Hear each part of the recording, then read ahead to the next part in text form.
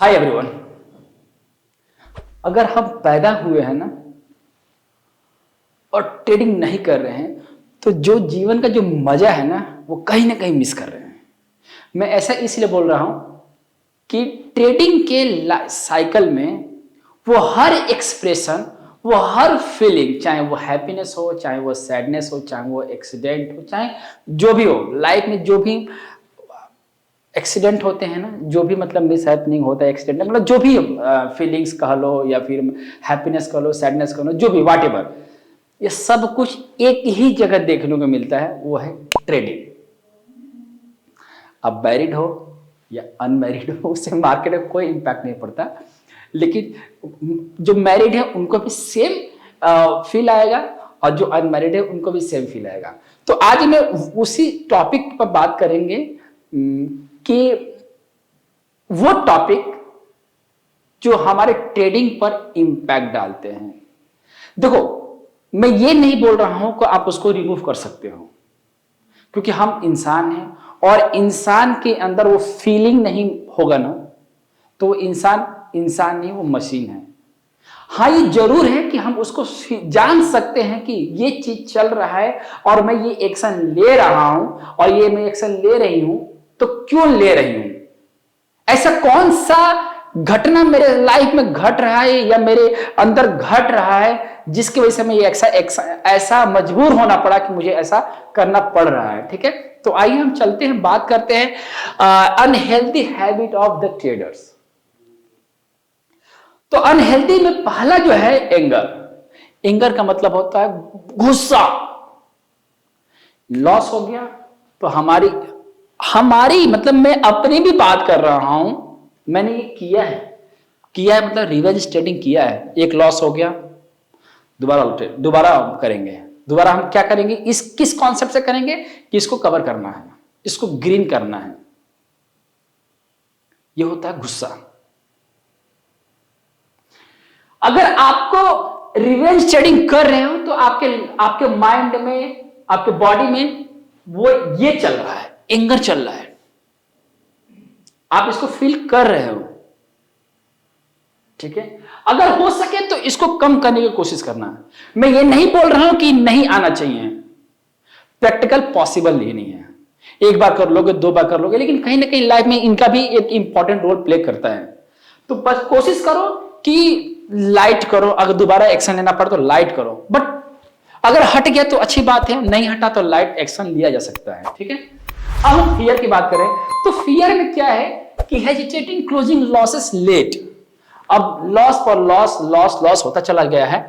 अब मैं आपको एक चीज बता दूं, यहां हेजिटेशन क्यों क्रिएट हो रहा है। अगर हमारे टर्मिनल पर पहला लॉस दिख गया, वो मेरा लॉस सबसे छोटा लॉस है, ये ध्यान में रखना। मेरा माइंड ने अगर उसको रीड कर लिया कि बेटा ये तेरा जो लॉस है ना हो रहा है,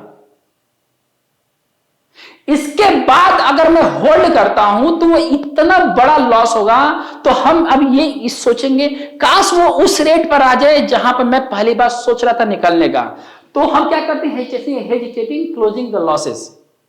अगर आपको दिख गया ना कि पहला लॉस हो रहा है तो सामने से काटो, नहीं काटोगे ना, नहीं काटते हो तो बहुत बड़ा घाव हो जाता है। और मान लो, सुन लो कि अगर आपने लॉस नहीं काटा और फॉर्चुनेटली वो प्राइस आ गया और आपको ग्रीन दिखा दिया, प्रॉफिट आ गया, तो क्या होगा, आप तुरंत बुक करोगे, चल यार जान बची तो लाखों पाए। उसके बाद क्या होता है, उसके बाद तो ये ह्यूज प्रॉफिट दे गया है ना, उसके बाद अभी ह्यूज प्रॉफिट देगा ना तो ये अलग से एक्सप्रेशन आ जाएगा। तो क्योंकि आपने उस सिस्टम को फॉलो नहीं किया, आपके बॉडी में ना फिर आपके माइंड में, आपके हार्ट में ना वो डर बैठ गया था, बच गया ना। तो जब भी ऐसा कोई फीलिंग आ रहा है, जब भी कोई ऐसा एक्शन ले रहे हो तो आपके दिमाग में डर चल रहा है। ठीक है, हम बात कर रहे हैं ईगो की। ईगो में ओवर कॉन्फिडेंट। जब मैं छोटा था, मैं आज खुल के आज सोशल मीडिया पे एक्सेप्ट कर रहा हूं कि जब मैं नए नए ट्रेडिंग की दुनिया में आया था तो उस वक्त जब मैं कोई ट्रेडिंग करता था ना, जब भी ट्रेड कर लो, मैं पहले जॉब भी करता था टेक्निकल एनालिस्ट की, तो मुझे लगता था ना कि मैं सही हूं, जो एक्सपीरियंस ट्रेडर है ना, वो कर रहे हैं वो गलत है। मैं उनको सोचता था क्या कर रहे हैं यार, इनको ये भी नहीं पता। उस वक्त मैं क्या था, ओवर कॉन्फिडेंट था। मैं कभी ये एक्सेप्ट नहीं कर पा रहा था कि मैं कभी गलत हो सकता हूं। मेरे दिमाग में क्या चलता था कि मैं हमेशा राइट हूं और राइट ही रहूंगा। जो कि सरासर मेरे साथ क्या चल रहा था, मेरे माइंड में क्या चल रहा था, ईगो। अगर आपके माइंड में ये चीज चल रहा है कि आप ही सही हो, तो आप ईगो के शिकार हो रहे हो। तो आपको ना कहीं बाहर की बुक पढ़ने की नीड नहीं है। आपके अंदर जो चल रहा है ना, जो आप एक्शन ले रहे हो, मैं आज उसको एक्सप्लेन कर रहा हूं। आपको पता चल जाएगा कि इस वक्त कौन से स्टेज पे खड़े हो, आपके आपके शरीर में कौन सा चीज चल रहा है, कौन सा इमोशन इस वक्त चल रहा है, काम कर रहा है। ठीक है, तो ईगो में ओवर कॉन्फिडेंट होता है, never wrong and always right के माइंडसेट काम करती है। ठीक है, हम बात करें ग्रीड। ग्रीड में ओवर क्या है, over leveraging and poor money management. लालच है ना, किसी ने बोल दिया कि मनोज क्या है ना, कि मेरे पास एक जैकपॉट है, और ऐसा आता है बहुत बार। मेरे ही स्टूडेंट, मेरे ही जो जो नोन है, नोन पर्सन्स को मुझे फोन करते हैं कि देखो ये स्टॉक है और ये बहुत अच्छा परफॉर्म करने वाला है, बहुत अच्छा रॉकेट साइंस की तरह जाएगा ये स्टॉक। तो क्या करना होता है उस वक्त, लोग क्या करते हैं बेसिकली, ओवर लिवरेजिंग, कि ब्रोकर से 10-10 टाइम्स लिमिट बढ़वा दिया कि दे दो यार, ह्यूज अच्छा प्रॉफिट है, पता चला हमने उसको लिया और मनी मैनेजमेंट बिगड़ा तो हमारा लॉस हुआ और हमारा ट्रस्ट टूटा। क्लियर हुआ? तो अगर ऐसा कुछ हो रहा है तो हम, मेरे अंदर क्या चल रहा है, ग्रिड चल रहा है। तो आज सारे फीलिंग्स पे हम बात करेंगे, क्या क्या क्या एक्शन ले रहे हैं हम, वो आपको पता चलता चला जाएगा। अब हम बात करते हैं ना, हम चिड़चिड़ा कब होते हैं, हम इरिटेट कब होते हैं। Worrying of losses. मैंने एक ट्रेड सेटअप लिया, लॉस हो गया। ठीक है, सेटअप में था ट्रेड, मैंने एक्शन ले लिया, पता चला ट्रेंड रिवर्स हो गया। अगेन मैं एक्शन लिया और जो मैंने पहला ट्रेड लिया था वो लॉस बुक किया। दोबारा भी ट्रेड सेटअप क्रिएट हुआ और उस पर भी एक्शन ले लिया मैंने, वो भी लॉस दे दिया। तीसरा किया, वो भी लॉस दिया। तो अब क्या हो रहा है मेरे साथ, अब जो भी एक्शन लेने जा रहा हूं उस पर मेरे लॉस क्या हो रहा है, डरा रहे हैं मुझे, मैं बहुत टेंशन में उस चीज के लिए आ रहा है, कंटिन्यू लॉस होता जा रहा है। ये मैं बात उनकी कर रहा हूं ना जो फ्रेशर हैं और जो एक्सपीरियंस्ड हैं, मैं अपनी भी बात कर रहा हूं इस वक्त। डर मुझे भी लगता है, चिड़चिड़ा मुझे भी आती है, मैं भी चिड़चिड़ा होता हूं, इस सबके लाइफ में है। इसको रिमूव कर सकते हो तो बहुत अच्छी बात है, नहीं कर सकते हो तो इसको कम करने की जरूर कोशिश करो। एक लॉस लग गया, छोड़ दो। 2 लॉस, मैं ज्यादा से ज्यादा 3 लॉस के बाद छोड़ देता हूं। मैं भी करता हूं लेकिन 3 लॉस के बाद बिल्कुल भी स्टॉप कर देता हूं। तो अब हम बात करते हैं इम्पेशेंस की, जिसमें है over trading, इंटिंग the trade fast. Over trading सबको पता है, एक बच्चा जानता है, जो फ्रेशर भी जानता है कि ओवर ट्रेडिंग क्या होता है। आप मार्केट में आते हो, दूसरे का देख के आप फटाफट ट्रेड करते हो, या फिर मतलब लगता है कि एक के बाद एक ट्रेड में बहुत ज्यादा प्रॉफिट देगा, तो आपको इससे बचना है। अगर ऐसा कर रहे हो तो आप ये इस कैटेगरी में हो। ठीक है, और ट्रेड में ना जल्दी ट्रेड में इंटर नहीं करना है। कर रहे हो तो आप अपनी कैटेगरी को देख चुके हो, आपको इस कैटेगरी में बिल्कुल भी नहीं रहना है, चाहे आप फ्रेशर हो और चाहे आप एक्सपीरियंस्ड हो। मेरी बात मानो, आपको ये वाली कैटेगरी तो बिल्कुल भी नहीं करनी है। अब हम बात करेंगे low self esteem, feeling as not good enough. कई बार ऐसा आता है हमारे जीवन में, कई बार ऐसा भी आता है जब ये फील होने लगता है कि मुझे कुछ नहीं आता,